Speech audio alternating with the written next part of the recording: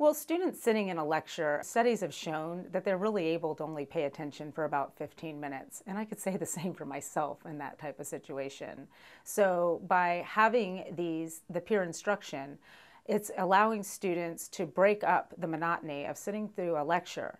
It's also giving the instructor the ability to see right away if the students understand or they don't understand the material. And what's really cool is you can do peer instruction in different ways. You can do it with having the students raise their hand or do a vote count on a card. But the bad part about that is a lot of times when students see that certain people are raising their hand for a certain answer, then everyone wants to answer the same. So what I've found to be really helpful are educational clickers. And these clickers are correspond to the computer, and I can see in an instant how many students answer correctly or not. Something new I'm trying this summer is something called Learning Catalytics. And Learning Catalytics is something that's happening through their textbook. And it has these questions, and the students can use their cell phones, they can use their iPads, or they can bring in their laptops. And what happens is they sign in to the program.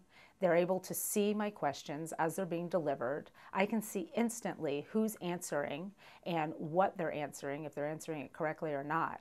When it's done, then the program tells them, okay, you need to go sit with this group. So it puts together groups of people that got it incorrect with someone who has it correct, but no one knows who the correct person is. So through their talking with one another during the time frame that I mentioned, they're able to decide who they think had the best answer and why. By walking around the room, I'm able to hear what the students are saying. So I'm able to hear what's going on inside their heads. If they were just sitting there listening to me lecture, I say, does anyone have any questions? And nobody says anything, then you just assume, oh, they all have it, and you move on. But by stopping and interspersing with the conceptual questions through peer instruction, I can hear what the students are thinking because they're talking out loud. They're defending their answers of what they think. And so when I see that there's a misconception going on, that's something I can address right then and there. And it's not something that I address after the test when it's too late. What I'm doing is I'm incorporating peer instruction in my biology courses. When you think about biology, biology is like learning another language. And if you go into a foreign language classroom, you see people talking in that language to one another. And what happens so much in biology classes is that we're teaching it, but we're not talking it. So peer instruction gives the students time to defend their answer. They're talking the language of biology. They're using the terminology. They're backing up, defending what they believe the answer to be correct. And then they answer again. And I can see between the first time they click, whether using a clicker or the Learning Catalytics, and the second time they click, their answers and how they have changed their mind from going from an incorrect understanding of a concept to the correct understanding of the concept. The students seem to really be excited about the peer instruction. They like having that opportunity to be able to answer questions. They enjoy working with their peers and talking with one another. Again, it's breaking up the monotony of my lecture and giving them something to do that pertains to the material. Any teacher could use peer instruction. They don't have to use the educational clickers. They don't have to use the Learning Catalytics. I prefer to use it because I have an instant glance at how the students are doing. I performed a pilot study in the spring term with peer instruction, and I was able to look at students' pre-test, post-test scores from using the peer instruction compared to other classes that did not use peer instruction.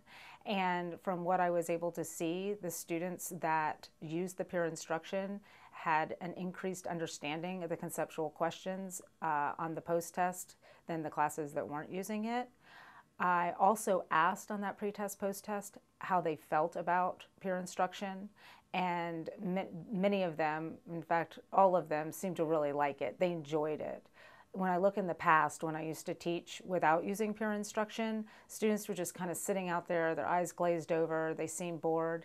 Now they come to class, they're energized, they're excited. What the peer instruction does is it makes the students an active learner instead of a passive learner. Instead of me taking information from the textbook and putting it onto my notes and then copying it into their notebooks and then somehow by osmosis that going into their brains, they're having to take some accountability. They're reading before they come to class. They're coming to class. We're having lecture. We're having discussions. We're asking questions. They're discussing those answers with one another. They're re-answering.